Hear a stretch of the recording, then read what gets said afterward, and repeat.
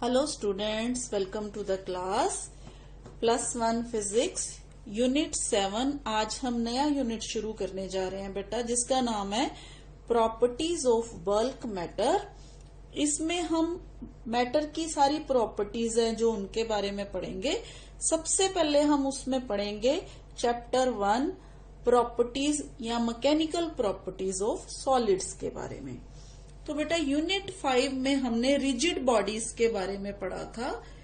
Rigid bodies, हमने कहा था कि रिजिड बॉडीज जो होती हैं उनमें एटम्स के बीच में जो दूरी होती है ना, वो चेंज नहीं होती। अगर हम फोर्स लगाएं इधर से या इधर से हम फोर्स अप्लाई करें तो रिजिड बॉडी के जो पॉइंट्स होते हैं, एटम्स होते हैं, वो अपनी पोजीशन पे वहीं के वहीं रहते हैं, मतलब हिलते नहीं है। मतलब किन्हीं भी दो पॉइंट्स के बीच में जो डिस्टेंस होता है वो हमेशा क्या रहता है, सेम रहता है। पर बेटा एक्चुअली ऐसा होता नहीं है। कोई भी हम रिजिड बॉडी या सॉलिड बॉडी ले लें, एक्चुअली उसमें थोड़ी ना थोड़ी डिफॉर्मेशन होती ही होती है। जैसे मान लीजिए यहाँ पे मैं एक तार है मेरे पास, इस तार के नीचे मैंने कोई वेट लटका दिया बेटा, तो ये तार, चाहे ये तार लोहे की है चाहे ये तार स्टील की है, इसको मैंने यहाँ पे सस्पेंड किया हुआ ऊपर, मान लीजिए यहाँ। तो ये वेट लटकाने से इस तार में थोड़ा बहुत जो इसका साइज है, डायमेंशंस है, उसमें क्या होगा, चेंज आएगा ही आएगा। तो बेटा एक्चुअली इन प्रैक्टिस अगर हम देखें तो जो सॉलिड बॉडीज होती हैं वो क्या होती है, कभी भी परफेक्टली रिजिड बॉडीज नहीं होती। ठीक है। इसी तरह से बेटा हम देखते हैं, जैसे कई बार मान लीजिए कोई स्प्रिंग है या ये रबड़ बैंड ही है, मान लीजिए मैंने यहाँ पे कोई वेट लटका दिया, तो वेट लटकाने से क्या होता है, इसकी जो लेंथ है वो इंक्रीज हो जाएगी। या मान लीजिए मैं फोर्स लगा रही हूँ, फोर्स लगाने से इसकी लेंथ इंक्रीज हो जाती है। पर जैसे ही मैं फोर्स को रिमूव करती हूँ ना, तो ये वापस अपनी पोजीशन में आ जाता है। ठीक है। इसी तरह से मान लीजिए यहाँ पे कोई वेट लटक रहा है, जैसे ही वेट को उतार दिया जाएगा तो बॉडी क्या करेगी, अपनी पुरानी वाली पोजीशन को रिगेन करने की कोशिश करेगी। इसी तरह से मान लीजिए यहाँ पे कोई स्प्रिंग है, स्प्रिंग के साथ मैंने वेट लटका दिया, तो स्प्रिंग के साथ वेट लटकाने से क्या होगा, ये स्प्रिंग की लेंथ है जो बढ़ जाएगी। ठीक है। पर जैसे ही मैं ये वेट को रिमूव कर दूंगी, ये स्प्रिंग अपनी वापस उसी पोजीशन में, उसी साइज में आने की क्या करेगा, कोशिश करेगा। ठीक है। तो इस बिहेवियर को हम जो सॉलिड्स के इस तरह के बिहेवियर को हम मोस्टली इलास्टिक बिहेवियर कहते हैं। और जो डिफॉर्मेशन कॉज होती है ना इस तरह से, तो उसको हम बोलते हैं इलास्टिक डिफॉर्मेशन। तो हम ऐसी ही सारी छोटी छोटी बातें जो हैं अभी पढ़ेंगे फिलहाल इस चैप्टर में। तो बेटा ये सारी प्रॉपर्टीज जो सॉलिड्स की है ना, इनको प्रॉपर्टीज को, सारी प्रॉपर्टीज को देख के जो मटेरियल होते हैं वो यूज होते हैं। जैसे एरोप्लेन बनाने में आपने देखा, एरोप्लेन जो होते हैं कितने ऊपर हवा में जाते हैं, पर जब उनको बनाते हैं तो उनका मटेरियल इस तरह से डिसाइड किया जाता है कि जो शीट होती है जिससे वो बनाए जाते हैं उसका जो भार है वो इतना ज्यादा ना हो, वेट जो इतना ज्यादा ना हो। इसी तरह से आपने देखा कि कई बार हम कई चीजें हम लेने जाते हैं, वेट हमें देखने में लगता है कि ये चीज है जो बहुत ज्यादा भारी होगी, पर एक्चुअली उसका वेट नहीं होता, मटेरियल ऐसा यूज होता है। आजकल हम जब घर बनाते हैं तो घर बनाने में जो मटेरियल यूज होता है वो भी ये देखकर यूज होता है कि जो उसको हम कैसे हैंडल कर सकते हैं। ठीक है। कहने का मतलब ये है बेटा कि elastic behaviour of materials plays an important role in engineering designing. For example, while designing a building, knowledge of elastic nature of the building material such as steel, concrete, etc. is must. The same is true for designing of bridges, automobiles, ropeways, etc. ठीक है। जैसे हम देखते हैं ropeways, आपने देखा है अगर उनका मटेरियल अच्छा ना हो तो वो बहुत जल्दी से टूट जाए। तो ये सारी चीजें किससे पता चलती है? इलास्टिक बिहेवियर जो प्रॉपर्टीज है उनको रीड करने से पता चलती है कि कौन सा जो मटेरियल है किस जगह पे फिट होगा। जी बेटा, इलास्टिक बिहेवियर सॉलिड्स में पता करने के लिए हम ये एक सिस्टम कंसिडर करते हैं जिसको हम स्प्रिंग बॉल मॉडल बोलते हैं। ठीक है, इस स्प्रिंग बॉल मॉडल में बेटा ये एटम्स हैं, ठीक है, जो एक दूसरे से बंधे हुए हैं। सारे एटम्स सॉलिड में क्या होता है, जैसे कि आपको पता है atoms and molecules are arranged in a such a way that each molecule is acted upon by the force due to the neighboring molecule. These forces are known as intermolecular forces. When no external force is applied on the body, each molecule of the solid is in its equilibrium position and the intermolecular forces between the molecules of the solids are maximum. तो जैसे ही हम इस पे force apply करते हैं इस spring system पे, spring is slightly stretched by building its end the length of the spring increasing. ठीक है, in other words the spring is deformed. The force acting on the spring to deform it is known as deforming force. मान लीजिए हमने यहाँ पे कोई force apply की तो ये फोर्स इसकी शेप बिगाड़ देगी। उस फोर्स को हम क्या बोलते हैं? डिफॉर्मिंग फोर्स बोलते हैं। तो उस फोर्स के कारण क्या होगा बेटा, अगर हम इसको प्रेस करेंगे तो ये सारा सिस्टम प्रेस हो जाएगा, ये प्रेस हो जाएगा तो ये स्ट्रेच हो जाएगा। ठीक है, तो when deforming force is removed the spring comes to its original state. The force responsible to bring the spring to its original state is known as restoring force। जिस फोर्स से हम इसकी शेप बिगाड़ते हैं वो कौन सी फोर्स है? Deforming force. ठीक है, तो जिसको हटाने से दोबारा ये अपनी पोजीशन में आ जाता है, जो फोर्स रिस्पॉन्सिबल होती है इसको दोबारा अपनी पोजीशन में लेके आने के लिए, उसको क्या बोलते हैं हम? रीस्टोरिंग फोर्स बोलते हैं। ठीक है, तो ये है बेटा सिस्टम। जैसे मान लीजिए यहाँ पे हम ये स्प्रिंग जो हमारे पास बॉल है इसको हमने ऐसे स्प्रिंग से जोड़ा हुआ है। मान लीजिए ये स्प्रिंग सिस्टम है। ठीक है, अब जैसे ही हम इस पे फोर्स लगाएंगे बेटा, मान लीजिए इस पे फोर्स लगाई हमने इस डायरेक्शन में, तो ये क्या हो जाएगा? ये जो सिकुड़ जाएगा। ठीक है, ये इसका साइज है जो छोटा हो जाएगा और जैसे ही हम फोर्स हटाएंगे ये दोबारा से अपनी पहले वाली पोजीशन में आने की कोशिश करेगा। ठीक है,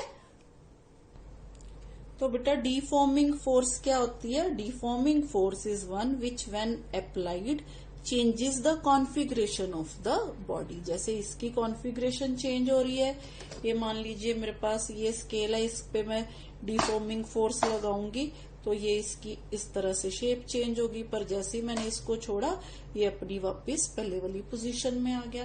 ठीक है, तो इस फोर्स को हम क्या कहते हैं? डिफॉर्मिंग फोर्स कहते हैं। इसी तरह से हम बेटा नेक्स्ट प्रॉपर्टी जो है सॉलिड की वो देखेंगे, वो है इलास्टिसिटी।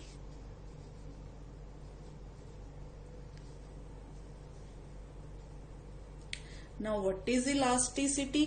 इलास्टिसिटी जिसके कारण बॉडी दोबारा से अपनी पहले वाली पोजीशन रीगेन कर लेती है, उसको हम क्या बोलते हैं? उस प्रॉपर्टी को हम क्या बोलते हैं?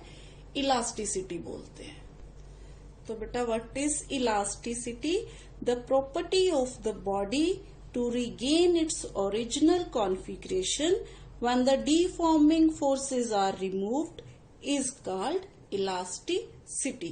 इसी तरह से बेटा इलास्टिसिटी के बाद हम करेंगे कि परफेक्टली इलास्टिक बॉडी क्या होती है। जी बेटा, परफेक्टली इलास्टिक बॉडी ऐसी body, a body which regains its original configuration immediately and completely after the removal of deforming force. जैसे ही हम डीफॉर्मिंग फोर्सेस लगाते हैं बॉडी क्या करती है, अपनी शेप चेंज कर लेती है, पर जैसे ही हम फोर्स हटाते हैं तो दोबारा से अपनी वही वाली पोजीशन इमीडिएटली जो रिगेन कर ले उसको हम क्या बोलते हैं, परफेक्टली इलास्टिक बॉडी बोलते हैं। जी बेटा, इनकी क्वार्ट्स एंड फॉस्फोरस ब्रॉन्ज जो है वो नियरली परफेक्टली इलास्टिक बॉडीज हैं। नियरली मीन्स पूरी तरह से परफेक्टली इलास्टिक बॉडीज ये भी नहीं है।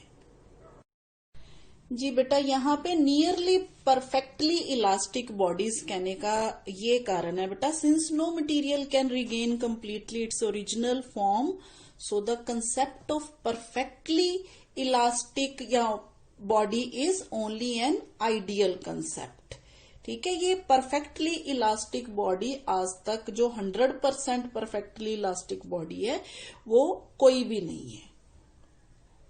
इसी तरह से बेटा next concept is plasticity. What is plasticity?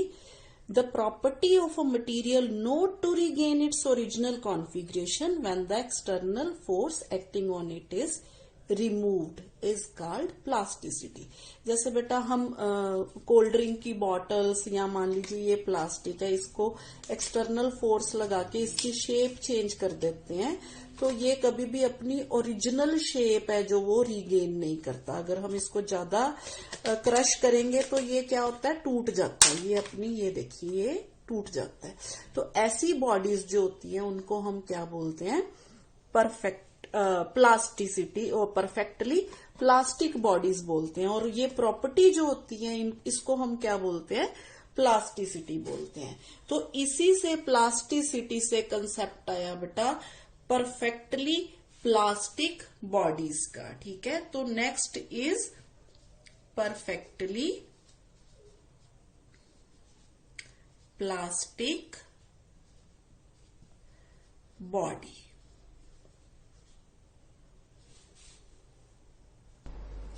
तो बेटा perfectly plastic body, it does not regain its original form even slightly when the deforming force is removed. इसकी एग्जांपल है बेटा पैराफिन वैक्स, वेट क्ले। ये जो है nearest approach to perfectly plastic body है बेटा। इसका भी वही कारण है, जिस तरह से इलास्टिक बॉडीज जो होती हैं वो परफेक्ट नहीं ना होती, इसी तरह से प्लास्टिक बॉडी भी है जो 100% परफेक्ट नहीं होती, क्योंकि कोई भी बॉडी है जो थोड़ी ना थोड़ी अपनी जो शेप है वो रीगेन करती ही करती है जब हम उसको डीफॉर्मिंग फोर्स जो है वो रिमूव कर देते हैं। तो बेटा अब हम देखते हैं कि डीफॉर्मिंग फोर्स अप्लाई करने से या रिमूव करने से जो चेंजेस बॉडी में आते हैं उनके बारे में डिटेल्स से पढ़ते हैं। अब हम पढ़ेंगे stress and strain in the material.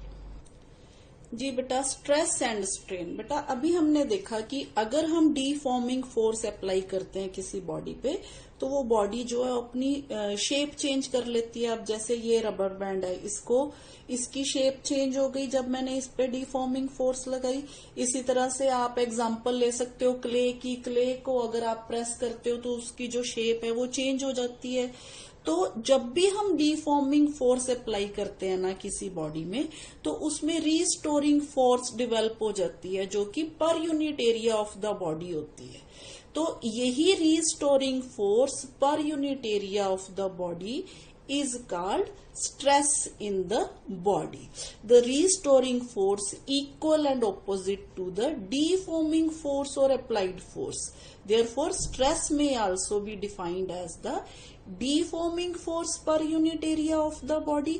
किसी भी ऑब्जेक्ट की शेप चेंज करने के लिए जब हम फोर्स लगाएंगे तो उसमें जो डीफॉर्मिंग फोर्स या restoring force per unit area develop होगी उसको हम कहेंगे स्ट्रेस ऑफ द मटेरियल। ठीक है, तो स्ट्रेस क्या है बेटा? फिर stress is equal to external applied force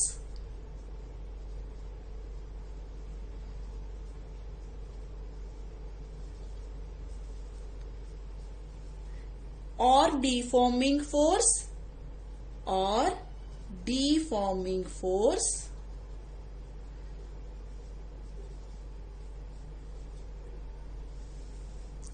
divided by area of the body।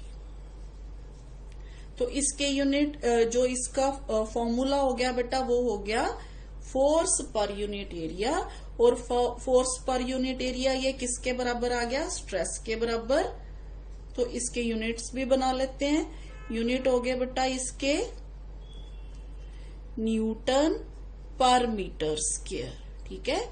तो न्यूटन पर मीटर स्क्वायर, इसके साथ ही डायमेंशनल फार्मूला वो क्या हो गया, ML-1 T-2, क्योंकि न्यूटन ML-T-2 और ये नीचे L2, ये ऊपर आ जाएगा तो L-1 रह जाएगा, ठीक है। तो बेटा ये जो यूनिट है ना, ये किसके यूनिट है, प्रेशर के यूनिट भी है। इसका मतलब स्ट्रेस के यूनिट और प्रेशर के यूनिट सेम है, same as unit of pressure, क्योंकि प्रेशर भी जो है वो क्या होता है, फोर्स पर यूनिट एरिया, और इसके दूसरे यूनिट क्या होते हैं बेटा प्रेशर के, पास्कल। तो 1 पास्कल हमें पता है 1 न्यूटन पर मीटर स्क्वायर के बराबर होता है। तो इसका मतलब ये हुआ बेटा कि पास्कल न्यूटन पर मीटर स्क्वायर, यानी कि प्रेशर और स्ट्रेस इनके यूनिट क्या है, सेम है। इसी के साथ ही बेटा जो स्ट्रेस है ना, stress is scalar quantity, scalar quantity. ये तो हो गया बेटा स्ट्रेस के बारे में जो मेन। अब हम इसी तरह से पहले स्ट्रेन देख लेते हैं क्या होता है, फिर हम करेंगे इसकी टाइप्स के बारे में। जी बेटा, जैसे कि हमने देखा कि फोर्स अप्लाई करने में बॉडी की कॉन्फ़िगरेशन चेंज हो जाती है। कॉन्फ़िगरेशन में लेंथ भी हो सकता है, उसका वॉल्यूम भी हो सकता है, उसका एरिया भी हो सकता है, उसकी शेप भी हो सकती है, कुछ भी हो सकता है, कोई भी डायमेंशन हो सकती है। तो स्ट्रेन क्या है फिर बेटा, स्ट्रेन हमें बताती है चेंज इन कॉन्फ़िगरेशन और ओरिजिनल कॉन्फ़िगरेशन की रेशो बताती है। यानी कि जब हम स्ट्रेस अप्लाई करते हैं तो उसमें किस प्रकार से चेंजेस आते हैं उनके बारे में हमें स्ट्रेन बताती है। तो स्ट्रेन का क्या फॉर्मूला हो गया, ये हो गया बेटा change in configuration, change in configuration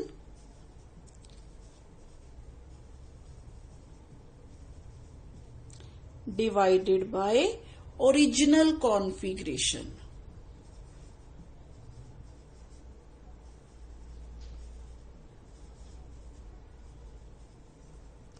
तो इसमें कॉन्फ़िगरेशन में जैसे कि मैंने आपको बताया, कुछ भी लेंथ, एरिया, वॉल्यूम, शेप, ये हम बारी बारी से डिस्कस करेंगे, कुछ भी हो सकता है।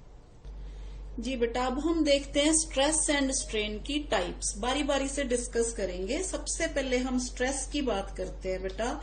तो स्ट्रेस में हम देखते हैं सबसे पहले जो फर्स्ट टाइप है स्ट्रेस की, हम लेते हैं इसको नॉर्मल स्ट्रेस। Normal stress. जी बेटा, अब नॉर्मल स्ट्रेस क्या है। मान लीजिए मेरे पास एक पेन है या एक वायर है जो कि सिलेंड्रिकल शेप की है। जैसे मान लीजिए यहाँ पे मेरे पास एक वायर है बेटा, वायर की जो शेप है सिलेंड्रिकल होती है। तो मान लीजिए बेटा ये मेरे पास एक वायर है, इस वायर के ये एरिया ऑफ क्रॉस सेक्शन है इसका, इधर से ये एरिया ऑफ क्रॉस सेक्शन है वायर का। तो मैं क्या करूंगी बेटा, अगर मैं ये लेंथ मान लीजिए वायर की, ये लेंथ है, मान लीजिए मैं इस एरिया ऑफ क्रॉस सेक्शन पे इस तरह से फोर्स जो है अप्लाई करती हूं। मान लीजिए मैंने इसको वायर को इस तरह से फोर्स अप्लाई की और इधर से इस तरह से फोर्स अप्लाई की। तो ये फोर्सेस अप्लाई करने से क्या होगा, ये वायर की लेंथ है जो इंक्रीज हो जाएगी, ठीक है। तो तो जो चेंज आएगा वायर की लेंथ में, मान लीजिए वो डेल्टा एल चेंज आया, तो वायर क्या है, थोड़ी सी वायर जो है इसकी लेंथ जो हो जाएगी वो इंक्रीज हो जाएगी। मान लीजिए ये न्यू लेंथ है, तो न्यू लेंथ जो हो जाएगी वो एल प्लस डेल्टा एल हो जाएगी, अगर डेल्टा एल लेंथ चेंज हुई तो। ठीक है, तो इसी तरह से मान लीजिए मैंने बेटा ये फोर्स है ना, जो इसकी डायरेक्शन जो है वो चेंज कर दी। जी बेटा देखिए, इसी तरह से मान लीजिए मैंने इसी वायर पे जो फोर्स है वो इस तरह से लगाई कि वायर कंप्रेस हो जाए। तो वायर जब कंप्रेस होगी तो नेचुरली इसकी लेंथ जो है डिक्रीज हो जाएगी, तो ये इस फॉर्म में आ जाएगी, इस तरफ से ये इस फॉर्म में आ जाएगी। दोनों केसेस में मैंने चाहे फोर्स की डायरेक्शन जो है वो चेंज की है, लेकिन जो फोर्स लगा रही हूं ना मैं, वो परपेंडिकुलर डायरेक्शन में लगा रही हूं एरिया ऑफ क्रॉस सेक्शन के। ठीक है, तो इसी तरह की स्ट्रेस को बेटा हम क्या कहते हैं, नॉर्मल स्ट्रेस कहते हैं। जो हम परपेंडिकुलर डायरेक्शन में अगर फोर्स लगाएं तो वो जो बॉडी है वो अपनी शेप चेंज कर ले, तो उसको हम क्या कहते हैं, नॉर्मल स्ट्रेस कहते हैं। तो बेटा नॉर्मल स्ट्रेस क्या है, restoring force per unit area perpendicular to the surface of the body. जब भी हम फोर्स जो है किसी बॉडी के परपेंडिकुलरली लगाते हैं, नॉर्मल डायरेक्शन में लगाते हैं, तो उस केस में हम स्ट्रेस को कहते हैं नॉर्मल स्ट्रेस। तो अब ये नॉर्मल स्ट्रेस है ना, इसकी 2 टाइप्स हैं बेटा आगे। फर्स्ट, जब हमने इस तरह से फोर्स लगाई, इस तरह से फोर्स लगाने का मतलब लेंथ इंक्रीज होगी, वायर की लेंथ क्या होगी, इंक्रीज होगी, लेकिन फोर्स हमने परपेंडिकुलर डायरेक्शन में लगाई। तो इस वाली फॉर्म को हम कहते हैं टेंसाइल स्ट्रेस। इसको क्या बोलेंगे हम, टेंसाइल। ठीक है, तो इसी तरह से ये जो दूसरी तरह की, जिसमें क्या हो गया बेटा, हमने फोर्स इस तरह से लगाई कि जो वायर है वो कंप्रेस हो गई, तो इसको हम बोलते हैं बेटा कंप्रेसिव। तो ये क्या है, कंप्रेसिव। ये 2 तरह की स्ट्रेसेस है जो नॉर्मल स्ट्रेस की टाइप्स हैं। First is tensile and second is compressive. तो बेटा टेंसाइल स्ट्रेस क्या होगी, it is defined as restoring force acting per unit area perpendicular to the cross section of the body.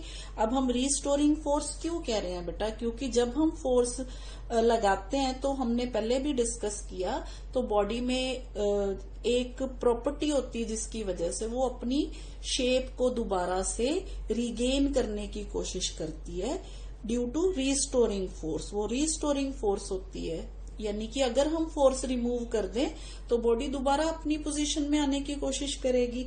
तो ये हो गया बेटा टेंसाइल स्ट्रेस। इसी तरह से कंप्रेसिव स्ट्रेस भी सेम है, जिस तरह से टेंसाइल स्ट्रेस सेम है, फॉर्मूला कंप्रेसिव स्ट्रेस का भी सेम ही होगा। तो इसमें टेंसाइल स्ट्रेस में इसका फॉर्मूला अगर हम लिखें टेंसाइल स्ट्रेस का, तो वो हो गया बेटा फोर्स पर यूनिट एरिया। तो ये फॉर्मूला हो गया टेंसाइल स्ट्रेस के लिए। इसी तरह से कंप्रेसिव स्ट्रेस के लिए डेफिनेशन सेम, लेकिन हमने फोर्स की डायरेक्शन जो है वो क्या कर दी, जो चेंज कर दी। टू डिक्रीज इट्स लेंथ, हमने फोर्स इस तरह से लगाई कि जो लेंथ है वो क्या होगी, डिक्रीज होगी। तो compressive stress is defined as the restoring force और deforming force acting per unit area perpendicular to the cross section of the body.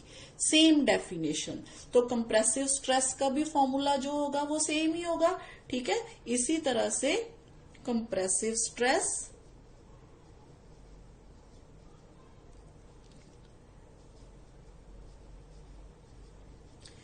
Is equal to force per unit area. ठीक है, तो ये दोनों तरह की स्ट्रेसेस है जो कंप्रेसिव एंड टेंसाइल, इन दोनों के लिए फॉर्मूला जो है वो सेम है। तो बेटा यहां हमने देखा कि नेट फोर्स दोनों केसेस में जो जब हमने इस तरह से लगाई या इस तरह से लगाई, नेट फोर्स जो हो गई वो 0 हो गई, नेट फोर्स क्या हो गई, 0 हो गई। लेकिन फिर भी बॉडी जो है वो क्या हो गई, डीफॉर्म होगी, बॉडी की शेप है जो वो चेंज हो गई। तो बेटा इन दोनों स्ट्रेसेस को मिला के टेंसाइल स्ट्रेस और कंप्रेसिव स्ट्रेस, क्योंकि ये along the length of the wire लग रही हैं, तो यानी कि इनसे लेंथ पे फर्क पड़ रहा है वायर की, तो इनको हम लॉन्गिट्यूडनल स्ट्रेस भी बोल देते हैं। जी बेटा, तो टेंसाइल स्ट्रेस और compressive stress is also known as longitudinal stress. तो यहीं से बेटा अब एक स्ट्रेन का कंसेप्ट आता है जो है लॉन्गिट्यूडनल स्ट्रेन, जो कि स्ट्रेन की फर्स्ट टाइप है जो इसके साथ रिलेटेड है, ये वाली एग्जांपल के साथ रिलेटेड है। तो स्ट्रेन की भी हम साथ साथ जो है टाइप्स करते रहते हैं। एक टाइप हम स्ट्रेस की करेंगे, उसके साथ ही मिलती जुलती जो टाइप है वो स्ट्रेन की भी करेंगे, ये आप नोट करते रहना। तो बेटा लॉन्गिट्यूडनल स्ट्रेन कौन सी स्ट्रेन है, this type of strain is produced when the body is under tensile और compressive stress, यानी कि जब हम बॉडी को फोर्स लगाते हैं normally perpendicular to the surface, तब जो स्ट्रेन प्रोड्यूस होती है उसको हम क्या बोलते हैं, लॉन्गिट्यूडनल स्ट्रेन बोलते हैं। तो स्ट्रेन के लिए हमने फॉर्मूला किया था change in configuration to the original configuration. यहाँ पे क्या चेंज हुआ, यहाँ पे लेंथ चेंज हुई, लेंथ कितनी चेंज हुई, डेल्टा एल लेंथ चेंज हुई। तो ओरिजिनल लेंथ कितनी है हमारे पास, एल है, चेंज इन लेंथ कितनी है हमारे पास, डेल्टा एल है। तो यहाँ पे लॉन्गिट्यूडनल स्ट्रेन है जो उसके लिए जो फॉर्मूला बनेगा वो क्या बनेगा बेटा, डेल्टा एल बाय एल, क्योंकि हमारे पास यहाँ पे लॉन्गिट्यूडनल स्ट्रेन, तो यहाँ पे कॉन्फ़िगरेशन क्या चेंज हुई, लेंथ चेंज हुई। तो longitudinal strain is equal to change in length divided by original length, which is again equal to, हमने change in length delta L बोला था, तो ये again is equal to delta L by L. तो ये आ गया बेटा फॉर्मूला लॉन्गिट्यूडनल स्ट्रेन का। तो इसका देखिए बेटा, क्योंकि ये लेंथ डिवाइडेड बाय लेंथ है तो इसलिए इसके जो यूनिट है वो नहीं होंगे, ठीक है। तो ये यूनिट लेस, इसको हम ऐसे का ऐसे ही लिखेंगे। जी बेटा, नेक्स्ट जो स्ट्रेस की टाइप है वो है बल्क स्ट्रेस और वॉल्यूम स्ट्रेस और हाइड्रोलिक स्ट्रेस। इसको इन 3 नामों से हम जानते हैं, कोई भी नाम इसका ले सकते हैं। तो बेटा ये किस तरह से होती है ये वाली स्ट्रेस, मान लीजिए बेटा मेरे पास कोई बॉल है, तो वो बॉल है या मेरे पास कोई क्यूब है, इस तरह से मान लीजिए ये मेरे पास कोई क्यूब है जिसका वॉल्यूम जो है V है, मान लीजिए, ठीक है, V है या V नोड है, कुछ भी मान लीजिए। इस क्यूब को अगर मैं, यहां पे मेरे पास कोई लिक्विड है, इस लिक्विड में मैं इस क्यूब को इस तरह से रखूं तो लिक्विड जो है इस क्यूब के चारों तरफ क्या करेगा, फोर्स अप्लाई करेगा, इधर से भी हर तरफ से इस पे फोर्स आ गई, ठीक है, क्योंकि ये लिक्विड में इमर्स हुआ तो लिक्विड क्या करेगा, इसको प्रेस करेगा, चारों तरफ से इस पे फोर्स अप्लाई होगी। तो इसकी वजह से जो इसका वॉल्यूम है ना बॉडी का वो डिक्रीज हो जाएगा, ठीक है। As a result of this the volume of the object decreases and the object is under a stress known as bulk stress, volume stress और हाइड्रोलिक स्ट्रेस। इस तरह से जो स्ट्रेस प्रोड्यूस होती है ना उसको हम कहते हैं बल्क स्ट्रेस, वॉल्यूम और हाइड्रोलिक स्ट्रेस। तो बेटा अगर हम इसको डिफाइन करें तो बल्क स्ट्रेस जो है is defined as the force acting perpendicular to the surface of the object per unit area of the object। तो बेटा यहाँ हम देखते हैं कि जब बॉडी आउटसाइड द फ्लूइड होती है तो मान लीजिए उसका वॉल्यूम V है, जैसे ही हम उसको लिक्विड में या फ्लूइड में इमर्स करेंगे तो इसका जो वॉल्यूम है मैंने आपको बताया डिक्रीज हो जाएगा, तो इसका नया जो वॉल्यूम हो जाएगा वो क्या हो जाएगा, V माइनस डेल्टा V, यानी कि इससे कम हो जाएगा। अगेन बल्क स्ट्रेस का जो फॉर्मूला होगा अगेन वही होगा, bulk stress is equal to force per unit area। बेटा इस इफेक्ट से क्या होता है, डिस्टोर्शन और चेंज इन साइज, वॉल्यूम और शेप कुछ भी हो सकता है, कोई भी कॉन्फ़िगरेशन है जो वो चेंज हो सकती है जब हम बॉडी को इस तरह से जो है स्ट्रेस अप्लाई करते हैं। तो बेटा जैसे कि हम साथ साथ स्ट्रेन की टाइप्स भी कर रहे हैं, तो इसमें वॉल्यूमेट्रिक स्ट्रेन जो होगी, this type of strain is produced when the body is under the bulk stress और हाइड्रोलिक स्ट्रेस, यानी कि इस तरह की स्ट्रेस से जो स्ट्रेन प्रोड्यूस होती है उसको हम क्या कहते हैं, वॉल्यूमेट्रिक स्ट्रेन बोलते हैं। तो यहाँ पे वॉल्यूमेट्रिक स्ट्रेन का फॉर्मूला चेंज इन कॉन्फ़िगरेशन यानी कि decrease in volume. Negative sign यहाँ पे हमने क्यों लगाया है, क्योंकि बॉडी का जो वॉल्यूम है वो डिक्रीज हो रहा है यहाँ पे जब अंडर बल्क स्ट्रेस होती है। तो ओरिजिनल वॉल्यूम हमने क्या बोला था, बॉडी का V है, तो ये हो गया हमारे पास volumetric strain within elastic limit, ये उसके लिए फॉर्मूला हो गया हमारे पास। जी बेटा नेक्स्ट जो टाइप है वो है टेंडेंशियल स्ट्रेस और शियरिंग स्ट्रेस। मान लीजिए बेटा मेरे पास एक बॉक्स है, अगर मैं बॉक्स के ऊपर वाले फेस पे यहाँ पे फोर्स लगाऊं इस तरफ और नीचे वाला जो फेस है उसको इस तरफ से मोड़ूं, तो इसका बेस क्या होगा, यहाँ पे मान लीजिए फिक्स रहता है और इसकी जो शेप है ना वो डिस्टॉर्ट हो जाती है, यानी कि मैंने यहाँ इस तरफ से फोर्स लगाई। या मान लीजिए बेटा मेरे पास एक बहुत मोटी बुक है, अगर मैं उस बुक को इस तरह से ऊपर से प्रेस कर दूं तो बुक का जो ऊपर वाला पोर्शन है वो थोड़ा क्या हो जाता है, उसकी डिस्टोर्शन हो जाती है, वो थोड़ा आगे को बढ़ जाता है। जैसे ये बुक है मेरे पास, अगर मैं इसको इस तरह से फोर्स लगाऊंगी तो ये देखिए थोड़ी सी इस प्रकार से इसका बेस जो है वो फिक्स रहता है, लेकिन इसका ऊपर वाला पोर्शन जो है वो आगे को ऐसे हो जाता है। ये देखिए इस तरह की फोर्स को हम क्या कहते हैं, टेंडेंशियल और शियरिंग स्ट्रेस कहते हैं। टेंडेंशियल क्यों, क्योंकि टेंजेंट टू द बॉडी हम यहाँ पे फोर्स लगाते हैं। तो बेटा हम कह सकते हैं it is the ratio of the force acting tangent to the surface to the area of the surface. तो टेंडेंशियल स्ट्रेस और शियरिंग स्ट्रेस का फॉर्मूला जो है फोर्स पर यूनिट एरिया। तो बेटा यहाँ हमने देखा कि जैसे ही हम यहाँ टेंडेंशियली फोर्स लगाते हैं तो ये बॉडी जो है थोड़ी सी डिस्टॉर्ट हो जाती है। मान ली ये थीटा एंगल से डिस्टॉर्ट होती है, ठीक है। अगर मान लीजिए ये जो लेंथ है L है बॉडी की, मान लीजिए ये जो पोर्शन है जितना वो आगे बढ़ गई ये मान लीजिए डेल्टा L है, ठीक है। तो यहां से अगर हम टेंजेंट थीटा की वैल्यू निकालेंगे तो वो डेल्टा L/L हो जाएगी, ठीक है। तो ये जो है कंसेप्ट हम यूज करते हैं स्ट्रेन में, क्योंकि स्ट्रेन में क्या है, ओरिजिनल कॉन्फ़िगरेशन और रेशो ऑफ जो हमारे पास होती है new configuration, change in configuration. तो यहाँ पे चेंज क्या हो रहा है, यहाँ पे थीटा चेंज हो रहा है। जैसे जैसे मैं ये फोर्स बढ़ाती जाऊंगी ये थीटा जो है ये बढ़ता जाएगा। तो उस केस में हम क्या फाइंड आउट करते हैं, यहाँ थीटा फाइंड आउट करते हैं। तो अब हम देखते हैं इसी से मिलता जुलता नेक्स्ट जो हमारा टॉपिक है स्ट्रेन से रिलेटेड। तो बेटा शियर स्ट्रेन क्या, the type of strain produced when the body is under tangential stress and it is defined as the angle theta through which the face of the body shifts relative to the fixed face. तो ये theta find out करने के लिए जो हम formula use करते हैं वो क्या है हमारे पास, theta is equal to delta L divided by L, क्योंकि ये साइड जो है ये L के बराबर है।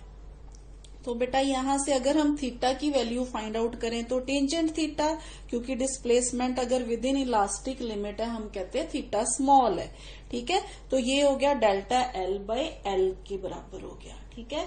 तो यहां से बेटा डेल्टा L जो है वो क्या है, जो रिलेटिव डिस्प्लेसमेंट है, ठीक है। It is relative displacement. तो इस केस में अगर मान लीजिए बेटा मेरे पास L की वैल्यू है जो 1 आ जाएगी, तो थीटा जो है वो न्यूमेरिकली इक्वल टू किसके बराबर आ जाएगा, थीटा जो है वो डेल्टा एल के बराबर आ जाएगा। तो यहां हम कह सकते हैं कि shearing strain is the relative displacement between two parallel planes which are at a unit distance apart, क्योंकि दोनों प्लेन्स में जो डिस्टेंस है बेटा वो एल के बराबर है, यानी कि इस फेस में और इस फेस में दोनों में जो दूरी है वो किसके बराबर है, एल के बराबर है ये डिस्टेंस।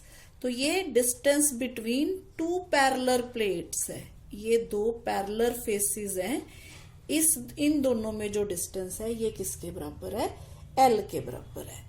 तो बेटा यहाँ पे हम बारी बारी से इलास्टिक लिमिट की बात कर रहे हैं। अब मैं आपको ये भी बता दूं कि इलास्टिक लिमिट जो होती है वो क्या होती है। तो बेटा इलास्टिक लिमिट क्या है, ये upper limit of deforming force up to which the body regains its original form completely on removal of deforming force. और अगर इससे ज्यादा जो फोर्स हम डीफॉर्मिंग फोर्स इंक्रीज करेंगे तो जो बॉडी है ना उसमें परमानेंटली डीफॉर्मेशन आ जाएगी, वो अपनी जो शेप है ओरिजिनल उसको क्या कर देगी, थोड़ा सा वो खो देगी।